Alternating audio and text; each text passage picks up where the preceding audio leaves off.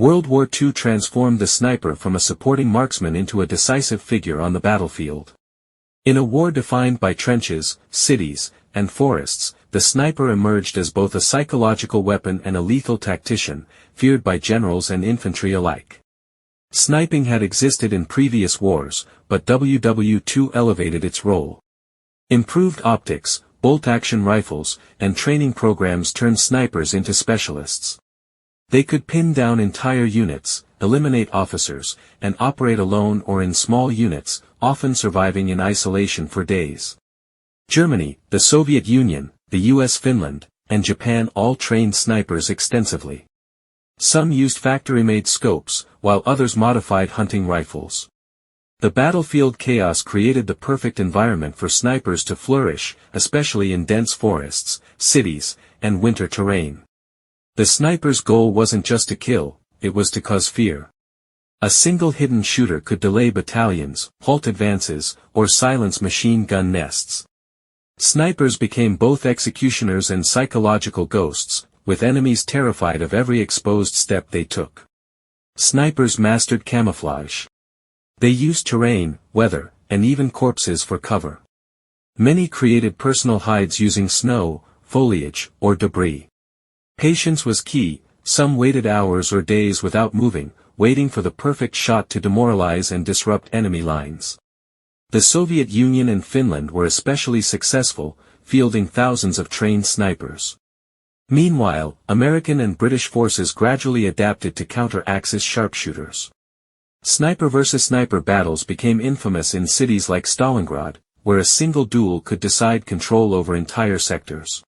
World War II snipers weren't just killers, they were instruments of strategy and survival.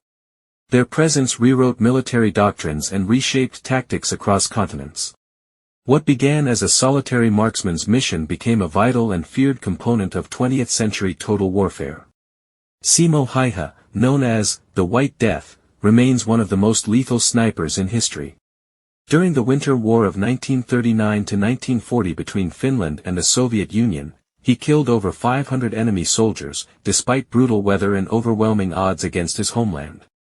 Häyhä was a humble farmer and hunter before the war. His familiarity with rifles and the Finnish wilderness made him an ideal sniper. Volunteering for service, he joined the Finnish 6th Company of Infantry Regiment 34, operating in forests near the Kala River. What set Häyhä apart was his strategy. He dressed in all-white camouflage, blending perfectly with the snowy terrain. He used no scope, only iron sights, to avoid glint from sunlight and to keep his head lower. This made him nearly invisible to the enemy. His kill count was astonishing. In just 100 days, he reportedly shot over 500 Soviet soldiers. On one day alone, he killed 25. Soviet troops feared him deeply, dubbing him Belaya Smrt, or White Death. Entire units were sent to eliminate him, but all failed. Häyhä was meticulous. He packed snow in front of his rifle to hide muzzle flash, kept snow in his mouth to avoid visible breath, and memorized enemy routes. His patience and precision allowed him to turn frozen forests into death traps for Soviet soldiers. Eventually, he was seriously wounded by an explosive round to the jaw in March 1940. Though left disfigured, he survived. The war ended shortly after. Häyhä spent the rest of his life quietly, honored as a national hero in Finland but never seeking attention. Simo Häyhä's legacy lives on. His deadly efficiency, stealth, and ingenuity are studied in sniper training worldwide. He proved that one man, with skill and resolve, could shape the course of a war and become a legend without ever saying a word. Lyudmila Pavlichenko, the most famous female sniper of World War II, earned the nickname Lady Death for her deadly precision. Fighting for the Soviet Red Army, she achieved 309 confirmed kills, making her one of the most effective snipers in military history. Born in Ukraine in 1916, Pavlichenko was competitive and strong-willed. She joined a shooting club in her teens and became a skilled marksman. When Nazi Germany invaded in 1941, she volunteered immediately and was assigned to the 25th Rifle Division. Initially dismissed by officers due to her gender, Pavlichenko proved herself quickly. Within weeks, she had dozens of confirmed kills. Operating mostly around Odessa and later Sevastopol, she hunted enemy snipers and high-value targets with discipline, patience, and unmatched accuracy. Pavlichenko often worked in pairs and created deadly traps for German forces. She would spend hours in fixed positions, camouflaged among ruins or trees. Her calm under pressure and sharp instincts made her nearly impossible to detect, and even harder to escape. Her fame spread quickly. Nazi propaganda tried to discredit her, while Soviet media celebrated her as a national hero. She was wounded multiple times but survived. After being pulled from the front lines, she toured Allied countries to boost morale. In the U.S. she met President Roosevelt and spoke with Eleanor Roosevelt. Her visit garnered massive media attention. She famously told American reporters, "I kill fascists, not men." Her confidence and directness made her a symbol of Soviet resilience and female empowerment. After the war, she became a historian and remained respected in military circles. Lyudmila Pavlichenko showed the world that courage, skill, and determination knew no gender, and that a sniper's most powerful weapon was the mind behind the scope. Vasily Zaitsev became a symbol of Soviet resistance during the brutal Battle of Stalingrad. As a sniper for the Red Army, he recorded at least 225 confirmed kills, targeting German officers, machine gunners, and enemy snipers in one of the deadliest battles in human history. Born in the Ural Mountains in 1915, Zaitsev was raised in a family of hunters. He learned to shoot early, often bringing down prey with a single shot. This skill, combined with his calm under pressure, made him a perfect candidate for sniper duty. Deployed to Stalingrad in 1942, Zaitsev used the city's rubble to his advantage. He turned destroyed buildings into sniper nests, camouflaged in dust and debris. His tactics turned the urban war zone into a deadly game of patience, angles, and nerves. One of Zaitsev's most legendary feats was his sniper duel against a German marksman, possibly a Wehrmacht instructor named Major Koenig. Over 3 tense days, Zaitsev outwitted and killed him, though historians still debate if the duel truly happened. Zaitsev's impact went beyond kills. He trained over 24 new snipers, forming a sniper school within the 62nd Army. His students would go on to eliminate over 3,000 enemy soldiers, multiplying his effectiveness far beyond personal records.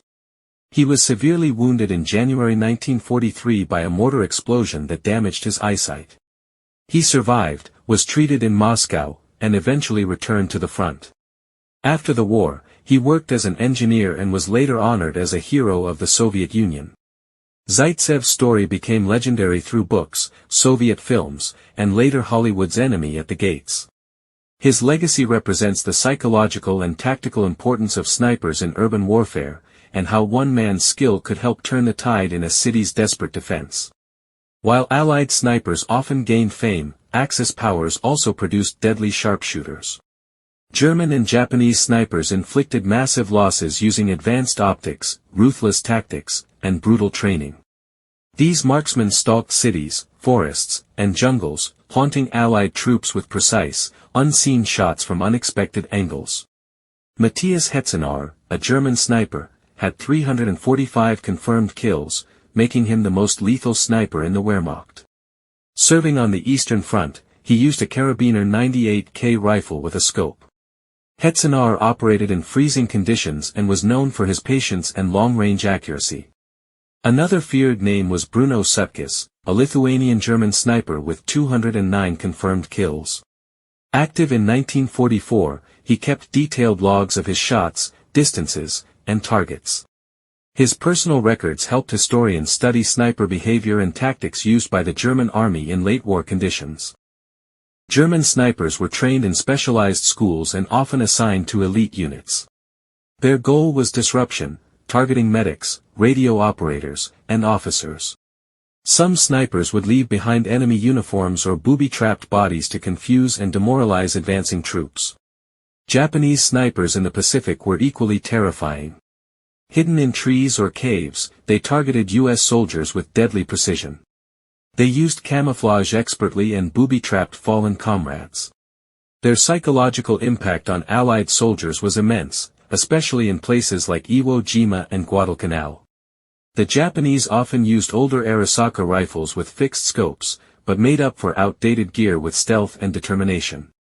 Many would remain hidden for days, choosing one or two fatal shots before disappearing. Some refused surrender and sniped until death, even after battles ended. Although often overshadowed, Axis snipers caused chaos across Europe and the Pacific. Their efficiency, precision, and psychological warfare added a dangerous layer to already horrific battlefields. Understanding their impact reveals how both sides of the war mastered the terrifying art of long-distance death. The role of the sniper was forever transformed by World War II. No longer viewed as just a sharpshooter, the sniper emerged as a psychological and tactical force, capable of halting armies, reshaping combat zones, and influencing the outcome of critical battles across the globe. World War II snipers pioneered new battlefield techniques. From camouflage and counter-sniper tactics to long-distance shooting and reconnaissance, their methods became foundational. Post-war military doctrines in both East and West began to integrate sniper units as essential elements of infantry, not merely specialist attachments. Training schools evolved rapidly. The Soviet Union, United States, and Britain all established permanent sniper programs. Manuals, field studies, and battlefield experience from World War II informed training. Veterans like Zaitsev and Pavlichenko even assisted in shaping post-war Soviet sniper doctrine. Technology also advanced. World War II snipers used bolt-action rifles, basic scopes, and minimal gear. Their success proved the effectiveness of precision shooting, prompting modern armies to invest in improved optics, ballistics, rangefinders, and specialized sniper rifles, transforming battlefield marksmanship into a high-tech discipline. Snipers also left a deep psychological imprint. Stories of one-shot kills, unseen assassins, and legendary duels became mythic. These narratives shaped public perceptions of warfare, often elevating snipers to folk hero or villain status, depending on which side of the scope you stood. Their legacy lives on in modern conflicts, from Vietnam to Afghanistan, where sniper tactics remain crucial. Special forces, reconnaissance teams, and law enforcement units now rely on the principles forged in World War II ruins, forests, and mountains. What those early snipers developed still echoes in warfare today. World War II snipers taught the world that patience, precision, and fear could be as devastating as bombs. Their legacy is not just in confirmed kills, but in how they transformed war itself, into something more personal, psychological, and terrifying from a distance. Thanks for watching The Forgotten Past. If you enjoyed the journey, like, subscribe, and turn on the notification bell so you never miss a hidden story or untold truth. New discoveries await. See you in the next video.